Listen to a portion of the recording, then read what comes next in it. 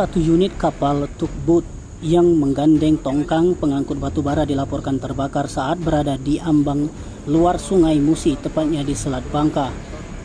Dari informasi yang diterima, kapal yang terbakar bernama TB Python dinahkodai Tamrin dengan menggandeng tongkang BG Apol 3012 dengan keagenan kapal PT Wisatara Agensi Shipping dengan list kotor GT 150 dan call sign YDA 4132. Dalam laporan yang diterima, ada 10 awak yang berada di dalam kapal TB Python berlayar dari Palembang dengan tujuan Indramayu, Jawa Barat, di mana ada 10 awak itu baru dapat dievakuasi sekitar pukul 07 waktu Indonesia bagian Barat oleh nelayan setempat dibantu personel KSOP Tanjung Api-Api.